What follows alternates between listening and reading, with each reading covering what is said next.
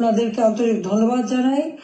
ইনশাআল্লাহ এই বিজয়ের মাস আমাদের, এই অন্ধকার কেটে যাবে, নতুন সূর্য উদিত হবে, বাংলাদেশ আবার উন্নয়নের পথে এগিয়ে যাবে। এই ফ্যাসিস্ট খুনি পরিকল্পিতভাবে যে আমাদের দেশকে ধ্বংস করছে, এই খুনি ইউনূস এবং তার যে চালাচামুন্ডা সন্ত্রাস বাহিনী, তার উপদেষ্টা, তার সমন্বয়ক, ইনশাআল্লাহ বাংলাদেশের জনগণই তাদের বিচার করবে, সে বিচার হবে। এটা অবশ্যই হবে, আমি বলতে পারি, কারণ আমরা ন্যায়ের পথে আছি, সত্যের পথে আছি। আমি জনগণের কল্যাণে কাজ করি। জনগণের ভাগ্য পরিবর্তন করেছিলাম, সেটা নষ্ট করেছে। ইনশাআল্লাহ আবার এদেশের মানুষ জেগে উঠবে, আবার বাংলাদেশের মানুষ বিশ্বব্যাপী মর্যাদা পাবে, সম্মান পাবে। সবাইকে আমি আন্তরিক ধন্যবাদ জানাই।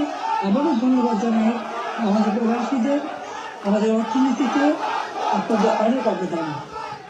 এই দেশের অগ্রযাত্রা, দেশের প্রতিটি অঞ্চলে প্রবাসীদের অবদান রয়েছে। সেজন্য সকলকে আমি আন্তরিক ধন্যবাদ জানাই, কৃতজ্ঞতা জানাই।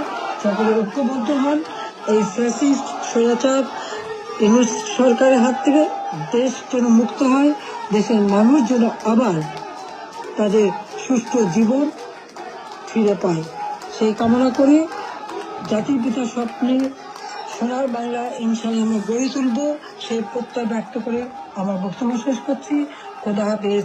জয় বাংলা, জয় বঙ্গবন্ধু, বাংলাদেশ চিরজীবী হোক।